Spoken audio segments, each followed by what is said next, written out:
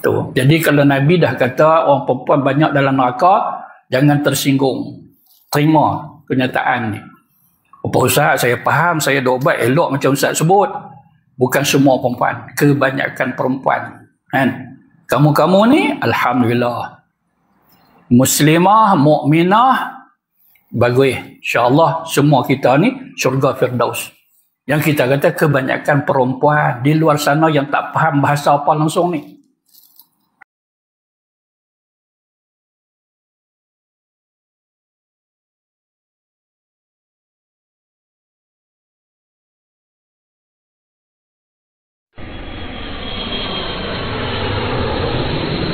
Tanggungjawab seorang lelaki, dia kena habaq. Sedikit masalah wanita, kalau tak tahu langsung, macam mana Ustaz? Tak tahu langsung Ustaz. Betul lah, minta maaf saya cakap Ustaz. Tak tahu langsung. Tak apa. InsyaAllah Islam ni dia tak kejam. Belajar sambil-sambil, ajak si isteri tu mengaji, hang pun kena mengaji sama, sampai faham hukum hakam rumah tangga, selok-belok ibadat dan sebagainya. Baik, yang ke-8. Dan wajib atas suami mengajar isterinya apabila putus darah haid sebelum waktu maghrib. Jadi cerita dia orang perempuan kena tahu sangatlah. Kita kena tahu nanti kalau mereka terlupa. Atau mereka tak lupa pun kita sulam-sulam sebut. Ni perkara agama, jangan buat main. Apa dia tu? Apabila putus darah haid sebelum waktu maghrib. Apabila putus darah haid, haid berhenti. Haid orang perempuan tu berhenti sebelum masuk maghrib. Berhenti sebelum masuk maghrib lah, itu pun nak fikir. Tak ada haid dah. Dan tak masuk lagi maghrib. Sekira-kira lulus untuk takbiratul ihram. Takbiratul ihram ni berapa harakat, berapa saat, minit pun tak sampai. Ya, kita tengoklah waktu maghrib. Senang kita ada jadual. Maghrib 7.20. 7.20 hari ni punya jam. 7.20. Katalah 7.17. Katalah macam tu 7.15 ke apa. Berhenti dah darah haid. Tengok-tengok jam. 7 suku. Tak ada dah. Bersih dah. Ambil kapas apa sebut, cek-cek, tak ada dah. Okey. Apa perlu dia buat? Maka ia tu perempuan tu yang dah tak ada haid dah, 7 suku tadi tu, kita buat contoh 7 suku. Lagi dia dengar rakaman kita ni dia selagi tak padam, duk ada dalam internet ni, 7 suku, dia ambil yang jam ni, 3-4 tahun lagi tu. Orang habaq ni 25 September, tarikh hari ni, jam hari ni punya. Lepas tu kialah kepada tahun bila pun. Lagi duk ada dalam internet ni, video kita ni, biar apilah 10 tahun, 20 tahun pun. Faham yang tu sudah lah. Jadi sebelum masuk maghrib, berapa jam apa, seminit pun tak sampai. Sehingga celah dia kata boleh Allahu Akbar. Allahu Akbar berapa saat? Tu dia. Tak usah kita bagi minit terus tu. 7.20 dengan 15 minit. Okey. Faham yang tu? Apa dia wajib buat orang perempuan ni? Wajib mengqada sembahyang zuhur dan asar. Wajib qada zuhur dan asar. Wajib qada asar. Okeylah, sebab apa? Sebab tak masuk maghrib lagi waktu asar. Yang ni nak qada yang zuhur sekali tu pasal apa? Inilah agama. Berapa ramai orang perempuan yang tak qada zuhur, bersih waktu asar, zuhur tak qada. Dia nak sembahyang asar tak dan dah sembahyang asar. Pasal apa? Pasal berhenti saja, dia kena mandi dulu. Dia tak qada dulu sekali mandi. Nak mampu tak bersih lagi nak sembahyang. Dah mandi ni biasanya orang perempuan ni mandi lama betul tak? Biasa? Tak biasa? Anak nak beritahu, ada tempat perempuan mandi cepat. Kan? Ada tempat perempuan mandi lambat. Lelaki pula cepat. Ada lelaki mandi lambat pun dah. Lambat. Mandi sampai tak pergi kerja pun dah. Okey. Itu pergi cari sendirilah tempat mana kan. Jadi, bila bersih, mandi. Bila mandi, di luar sana orang dah azan maghrib. Contoh ni. Sempat dah nak semayang asar apa habis dah lah, dah azan maghrib. Jadi dia kena qada. Qada berapa waktu? Bukan qada asar saja. Qada zuhur dan asar. Dia begitu. Baik. Walaupun sini ada titik, tertambah lagi. Sekiranya kalau orang perempuan itu berhenti darah haid dia pada pukul 5. 5 nak pergi ke maghrib, berapa jam kat situ? Kan? Maka dia nak qada asar tak? Nak qada asar. Kok mana asar duk ada? Baru masuk asar,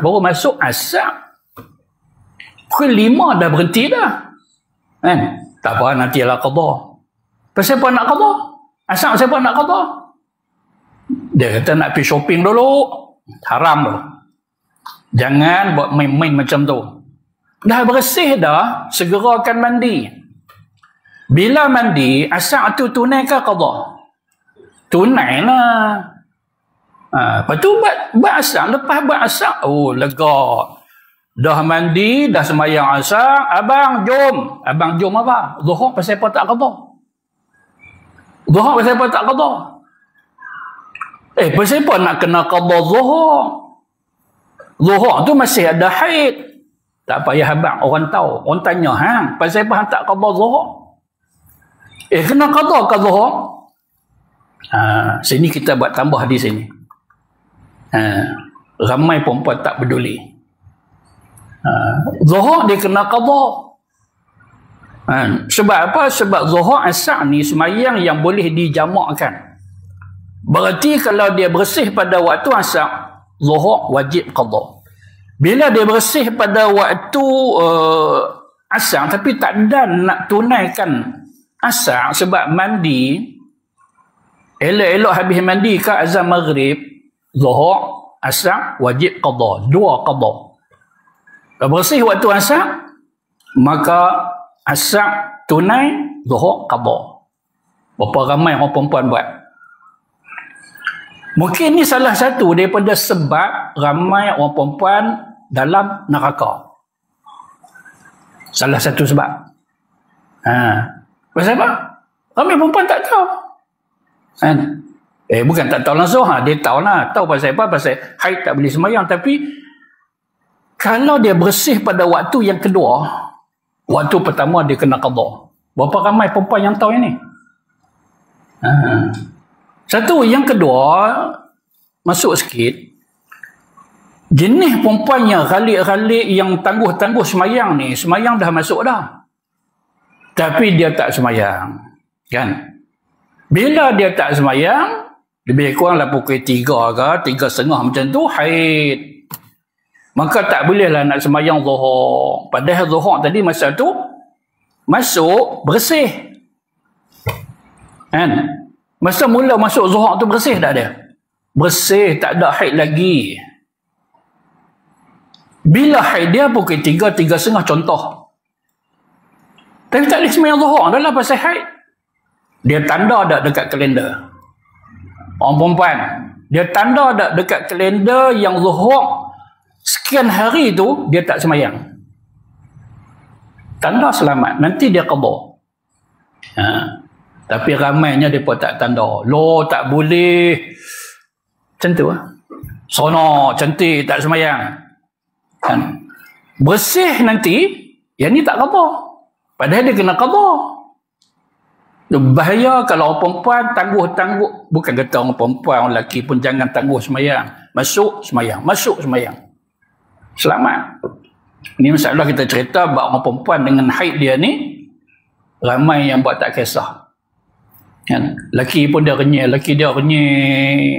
janji hang hidup aku tenang. Hidup apa macam tu? Hidup tak guna. Kan? Tuang semayang tak qada balik. Tu satu, tak tanda dekat kalender. Jenis khalik tu. Yang kedua ni. Kan? Apabila dia bersih pada waktu yang pertama, waktu yang kedua, waktu pertama dia kena qada. Kan? Yang ni pula, yang ni sangkut, tu baru isu haid. Tak campur lagi yang lain-lain. Kan? Tak campur lagi yang lain-lain. Keluar harum semerbak, perit dengan rapun, renda, labu ni. Ingat Allah Ta'ala nak biar. Tu. Jadi kalau Nabi dah kata orang perempuan banyak dalam neraka, jangan tersinggung. Terima kenyataan ni. Apa Ustaz, saya faham, saya dah ubat elok macam Ustaz sebut. Bukan semua perempuan, kebanyakan perempuan. Kan? Kamu-kamu ni, alhamdulillah. Muslimah, mukminah, bagus. InsyaAllah semua kita ni syurga Firdaus. Yang kita kata kebanyakan perempuan di luar sana yang tak faham bahasa apa langsung ni. Dan manakala putus darah haid itu sebelum waktu subuh. Tengoklah jam pukul berapa mula subuh. Kan? Tapi sebelum subuh bersih dah. Sekira-kira lulus untuk takbiratul ihram. Sumpah tadilah. Kan? Sumpah tadi, contoh yang tadi. Satu lagi masalah apabila dekat nak subuh tapi tak subuh lagi, bersih. Bila bersih, mandi. Bila mandi, tengah duk mandi. Kan lepas mandi sikit, azan subuh. Maka wajib atasnya perempuan tadi qada sembahyang maghrib dan isya. Siapa yang buat? Tak ada siapa buat. Bila tak ada siapa buat, bila nak buat? Duk hidup ni, kena qada. Isa banyak Ustaz saya nak kena qada. Itulah. Jahil ni bermasalah.